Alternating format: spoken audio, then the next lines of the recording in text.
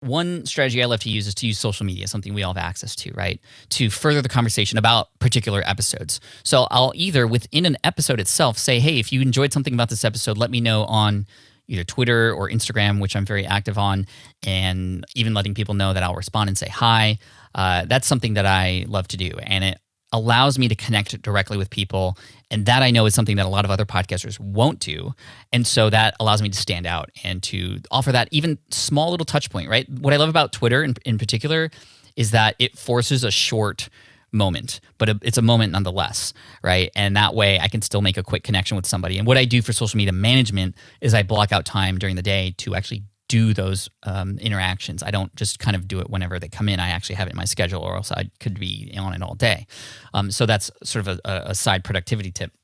But what I love to do is also on Instagram, for example, I'll put up a post either on a story or on the main feed, and maybe put up an image related to this week's episode, and I'll ask a question about it. Like, what was your favorite part about the last week's episode? Or what was, of the 3 tips that such and such guest shared, which one was the most impactful to you?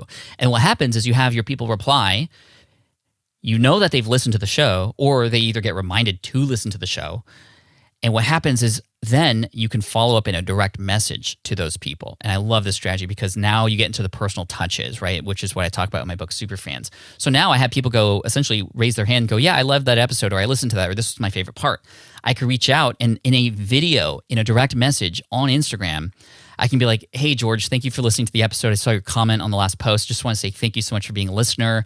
I appreciate you. Is there anything I can do to help you right now? Or, hey, look out next week. We have SPI Pro coming out. I want to make sure that you know that's coming. Or, hey, I want to run an idea by you. I'm thinking about doing this episode in a couple weeks. What do you think of that? And now I'm getting direct feedback from somebody who I know has listened. Or here's another thing you can do. Hey, by the way, if you have a quick second, can leave a review for me on Apple. You get like a 90% take rate on that versus just a general ask on an episode or an email that even that goes out, because it's personalized. And I love using these sort of strategies on social media for a podcast too.